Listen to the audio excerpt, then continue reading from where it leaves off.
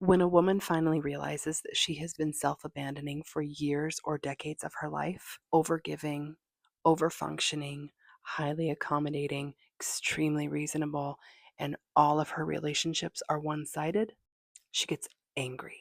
I'm not talking surface level irritated, I'm talking deep, cellular anger. And it feels like that anger is at everyone else, at your partner, your work, your family, your friendships.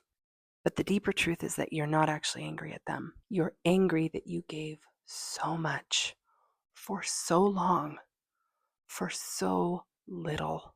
And you finally realize, I don't want to do this anymore. Healing self abandonment often is not linear, it can come in waves.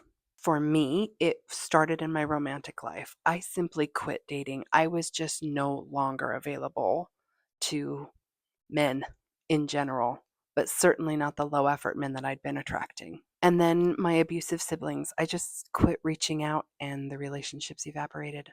And then my career, I slowly exited out as I realized that I really genuinely did not care about the work I was doing anymore. And then my one sided friendships, same pattern. I quit reaching out and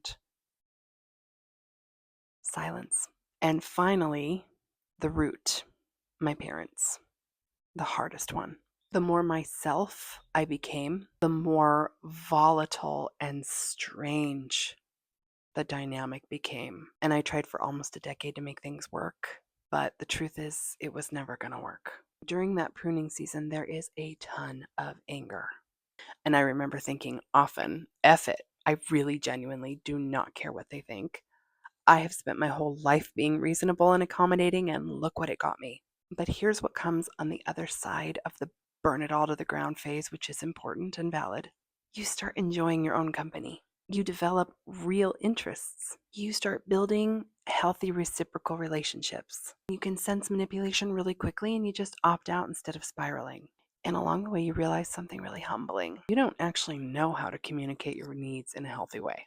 You really only have ever expressed them through resentment or explosion or fear. But the anger that gets you through the exit cannot help you build what you want to build. Always having to be angry in order to express a need is exhausting and really taxing to your nervous system. And it damages the relationships that you actually want to keep harmonious. For women in this later stage of healing, resentment becomes the real work. Learning to sense it early, naming it before it can calcify, and creating a plan before it starts to spill over. My relationship reset method is exactly one of the ways that I do this. Okay, love you.